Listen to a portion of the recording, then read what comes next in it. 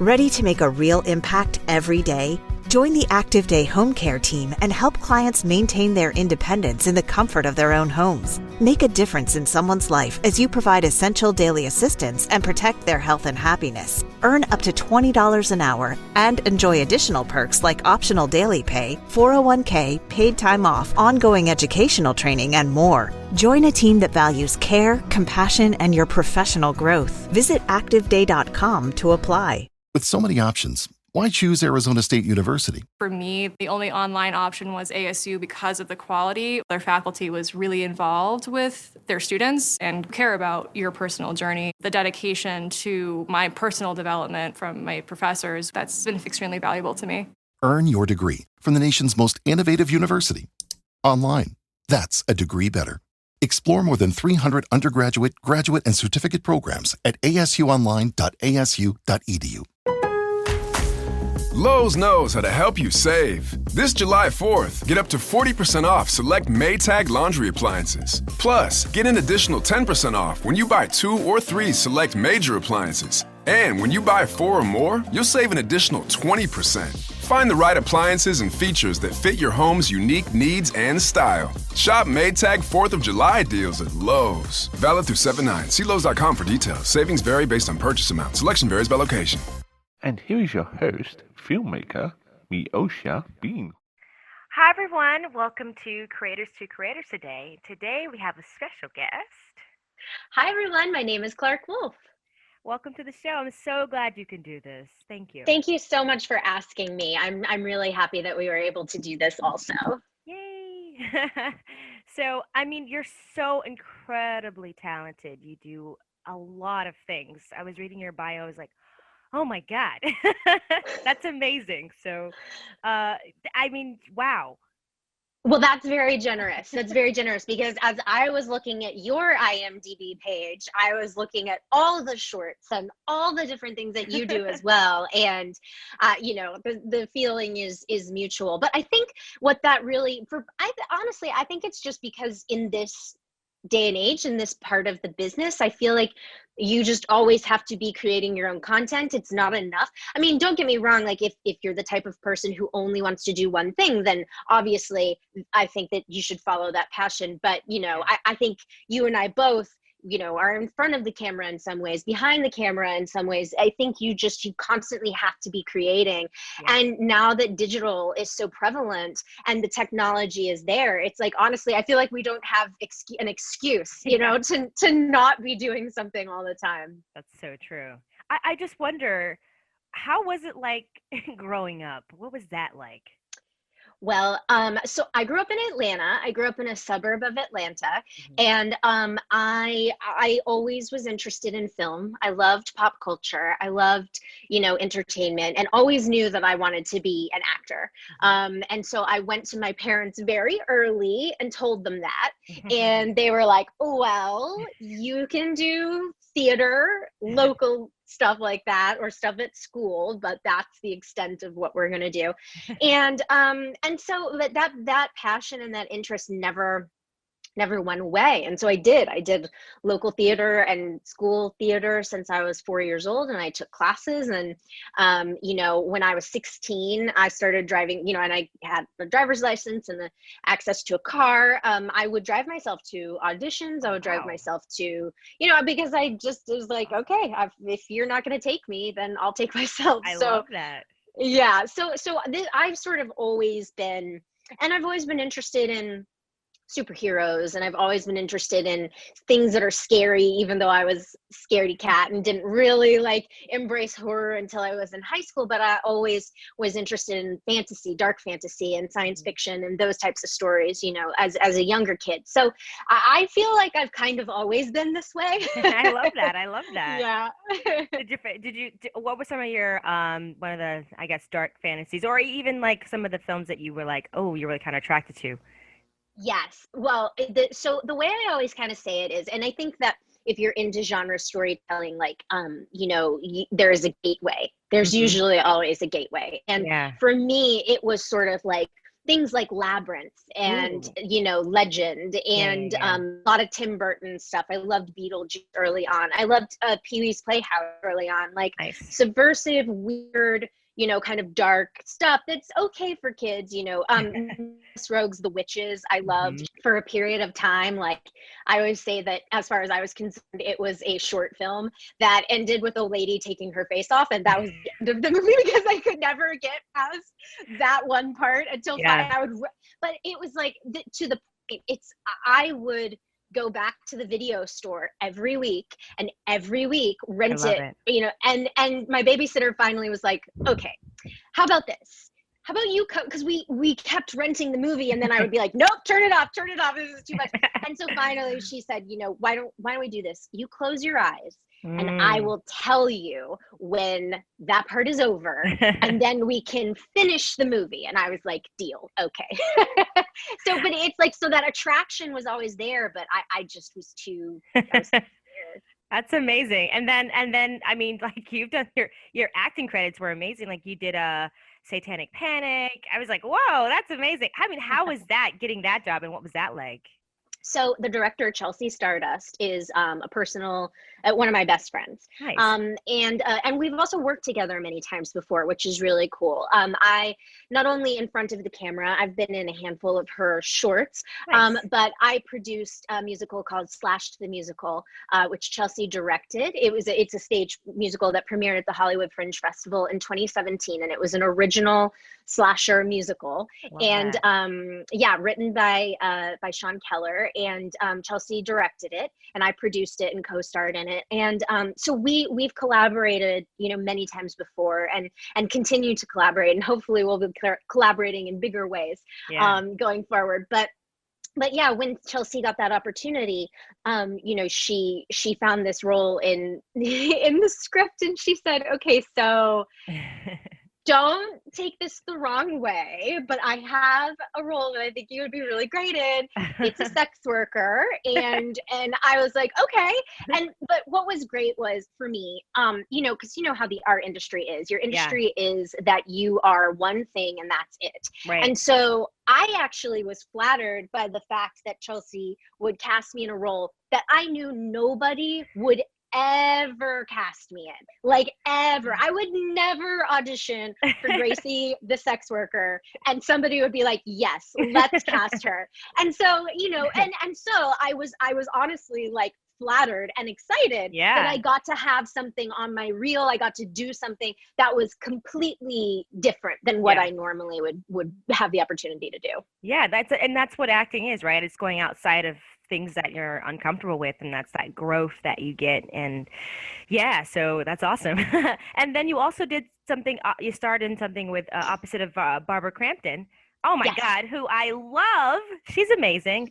She is amazing. Christmas, is it that's what it's called? It's called a Christmas. It's a segment inside of the Deathcember horror anthology, and the segment is called A Christmas Miracle, and it was directed by Vivian Vaughn, written and directed by Vivian Vaughn, and Barbara and I, play opposite each other, and that was really, really great because Barbara is obviously a genre icon and cult figure, but Barbara is also such an actor's actor, and she's really giving, and also we just got to hang out with each other all weekend because we shared a cabin together. Like, that was our housing. So it was a wonderful opportunity, not only to work with her, but to become friends with her and to get to know her. And I'm really proud of the work that we did and that Vivian did. And so it was just a really great, like, thing that happened kind of all around, just getting to meet her and work with her, but also getting to play that role. That's amazing. I mean, I there's obviously we don't have a lot of time, but I mean, there's so many things that you do. It's like, I don't know how to, like, formulate it, but also, you're a host, you have a podcast, you have so many things that you do. You also did if you're on the 400 episode of the DC? Yeah. So it was DC Daily, and was our show. And I was on that for the entire run, which was really amazing. We ended up with 500 episodes even. And it was for the DC Universe streaming platform, which has sort of been folded into HBO Max at this point. But that was an incredible opportunity. And the cast, the whole cast, the whole crew, all the writers, like everybody on that show really sincerely liked each other. And so that was, some jobs and don't get me wrong, obviously, especially within the pandemic, like you're so grateful to work. I was so grateful to have that job. But even more grateful that I got to do it with an incredible cast and crew and team. It like that never happens where everybody gets along. And so it was such a great job. One of my favorite jobs I've ever had. Awesome. Do you have any favorite DC Universe shows that you're like, oh yeah, this one is Doom Patrol. Doom Patrol is my jam. I love Doom Patrol. It is so right up my alley too, because it's subversive, it's heartfelt, it's genre storytelling that's about something. And it's very easy to look at it on its face and be like, this is a crazy superhero show, but it really is about something. It's about chosen family. It's about redemption. It's about, overcoming obstacles and coming together and working out as a team and being imperfect. It's a show that I really, really relate to, but I love that show. And then the Harley Quinn animated series, if anybody has not watched it at this point, there are 2 fabulous seasons that is also on HBO Max. Please watch Doom Patrol and Harley Quinn the animated series, because they are both exceptional examples of superhero shows that are for adults and about something. I love them. Yeah, definitely. Even speaking about Wonder Woman, I feel like that's an incredible, and I think it just came out this year, the new one. Yeah, Christmas. Part 2 came out. Yeah. I really enjoyed that. I like that there's just all these women and just it's very diverse. And I'm like, oh, we need more of that. I loved it. Fingers crossed. Fingers crossed. Yeah, I really, really hope so. Patty Jenkins, I just listened to her interview with Mark Maron on WTF, and it was such a insight into who she is as a person, and it was fascinating. And I highly recommend anybody who's interested in filmmaking listening to that piece. But Patty Jenkins is a really interesting, powerful filmmaker, and I can't wait to see what she does next in the Star Wars universe. And just in general, I'm thrilled for her. She's a really cool woman, and I look forward to the rest of her career. That's awesome. As a host, I'm sure that you've had many interviews that you've given, and so many the same questions. I'm sure it's oh my god, but how do you keep it fresh as a host? What do you do? Well, it's different for every interview, I would say, because I think that sometimes you have certain things that you have to get, or your producer wants you to achieve, certain questions they want you to ask, but and then sometimes you're able to kind of do whatever you want. And but for me, I think that what always works for me is being sincere. I'm a terrible liar. And hi, I'm Richard Karn, and you may have seen me on TV talking about the world's #1 expandable garden hose. Well, the brand new Pocket Hose Copperhead with Pocket Pivot is here, and it's a total game changer. Old-fashioned hoses get kinks and creases at the spigot, but the Copperhead's Pocket Pivot swivels 360 degrees for full water flow and freedom to water with ease all around your home. When you're all done, this rust-proof anti-burst hose shrinks back down to pocket size for effortless handling and tidy storage. Plus, your super light and ultra-durable Pocket Hose Copperhead is backed with a 10-year warranty. What could be better than that? I'll tell you what, an exciting radio-exclusive offer just for you. For a limited time, you can get a free Pocket Pivot and their 10-pattern sprayer with the purchase of any size Copperhead hose. Just text WATER to 64,000. That's WATER to 64,000 for your 2 free gifts with purchase. WATER to 64,000.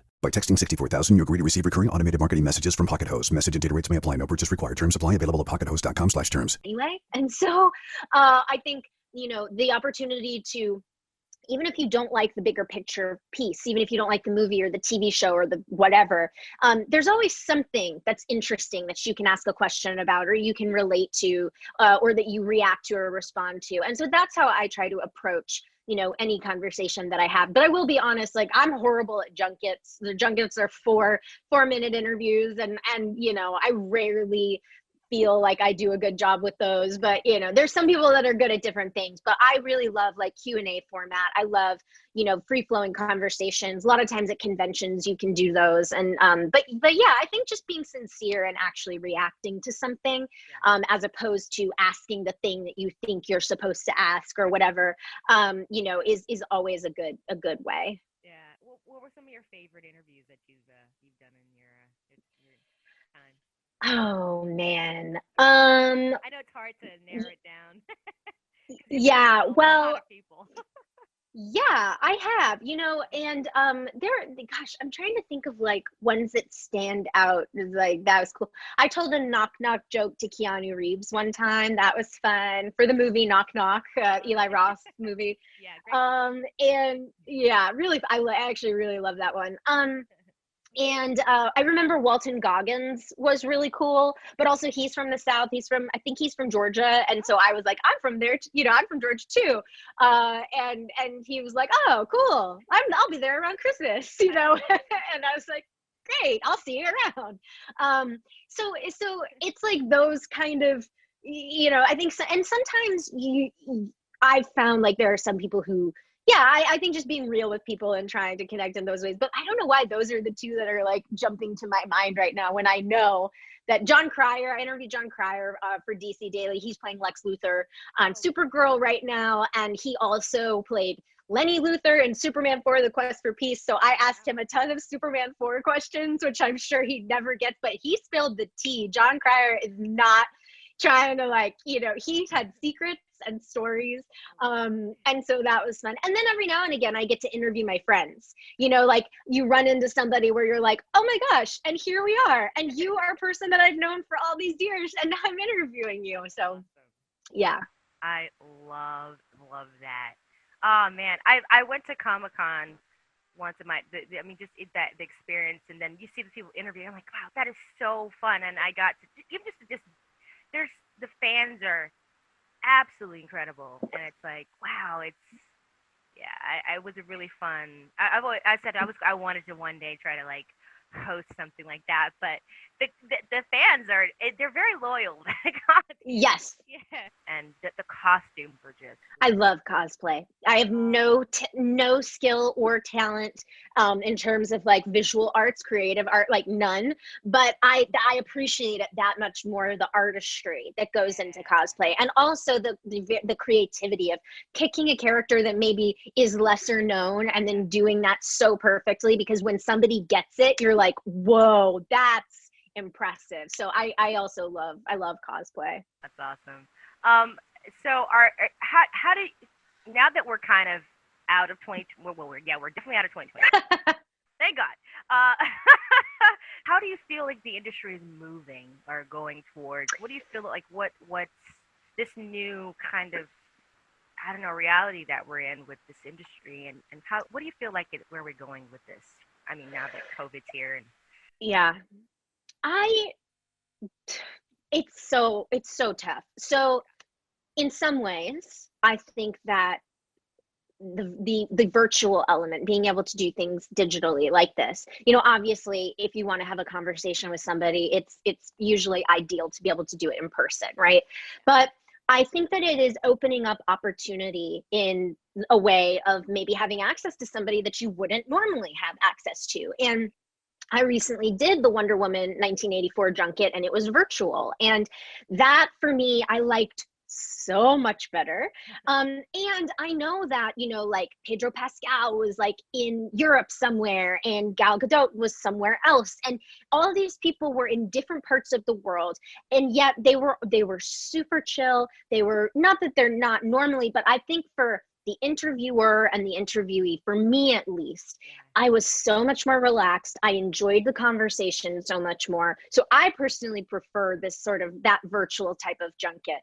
That said, though, I think what we're seeing is the incredible amount of creativity that is coming out of this, and how fast crews and productions were able to adapt, create great content, turn content around. You know, DC Daily, we were only down for a week before we started doing DC Daily from home, before the show, you know, ended.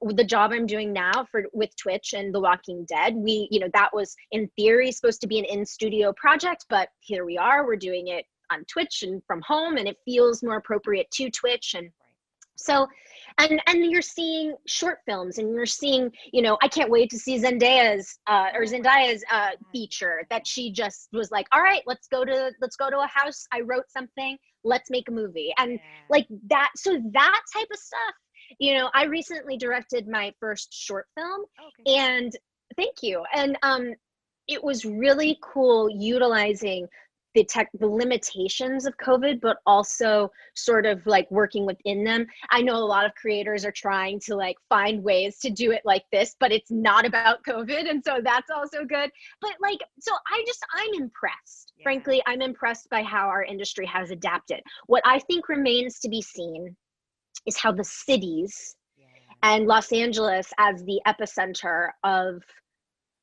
the entertainment industry, you know, now that executives, like for instance, I know a lot of writers hate virtual writers' rooms, right? They would prefer to be in person in a real writer's room. Right. But, you know, how much work can you actually get done at home? And if people are happier living elsewhere, like how is that gonna affect our business? I know so many, you know, low to mid-tier creators who are like, maybe I don't want to live in LA anymore. Maybe I want to be with my family. Maybe I want to, you know, and if I can do this from anywhere, like, so what kind of like repercussions? So many agents are getting fired because there's no space for, you know, so what, I don't know on the bigger picture what the repercussions are going to be, but I'm hopeful. I recently relocated back to my hometown of Atlanta to pursue acting more seriously. And it seems counterintuitive to maybe do that, you know, like move away from Los Angeles to pursue acting. But it kind of was like, you know, let's try a different market. Let's try something else and take the 12 years in LA and try to apply them here and see what happens. And so I think that we're going to see a lot of different creative hubs becoming legitimized and popping up all over the country. That's awesome. No, that's great. And I love that you, like you said, it's making that adjustment in this time. So that's the biggest thing, is just adjusting with the times. You're right. You're absolutely right. That's all you can do. Yeah, that's it. Any advice to someone that wants to, you know, get into the industry or do what you're doing? What advice would you give them? I think it goes back to what we were talking about earlier about, you know, sincerity, not asking the thing. And this is actually something that I'm relearning as an actor as well, is the idea of, it's not about, oh, what does the casting director want me to do? Right. It's what do you authentically, how do you react to this material? What is your spin on this material? And I think that that's true for being a host, a writer, a director. Like, I think truly bringing yourself to whatever it is that you do and not trying to be the thing that you think somebody wants you to be. Right. That to me, I think is the best piece of advice I could give someone. That's beautiful. All right. Really fun last question. There's a biopic based on your life. Who's going to play you? Okay. So in my Fantasyland dreams, you know, Sandra Bullock plays me because because she is my queen. In fact, speaking of Chelsea Stardust, for your listeners, I am drinking out of a Practical Magic coffee mug. That is a quote from Sally Owens that Chelsea Stardust gave me. So I love a Sandy B. However, everybody is telling me that I look like the gal from Schitt's Creek. Oh God, what is her name? Levy, Sarah Levy. That's the new one, because it was when Dexter was on. It was Jennifer Carpenter, and now that Schitt's Creek is the thing, it's Sarah Levy. So all of these ladies are lovely, but Sarah Levy, I think, is the comedic, edge to her, and so maybe Sarah Levy. I don't know. I love it. That was awesome. That's great. Thank you so much for coming on the show and talking to me. Also, where can people find you on social media and all that good stuff?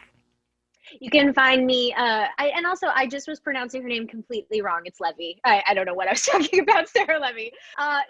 You can find me at Clarke Wolfe on Instagram and Twitter, at Clarke with an E, Wolf with an E. And thank you. This flew by. Thank you so much for having me. Thank you. What a treat. Oh, thank you so much. And always remember to live, love, laugh. Bye, guys.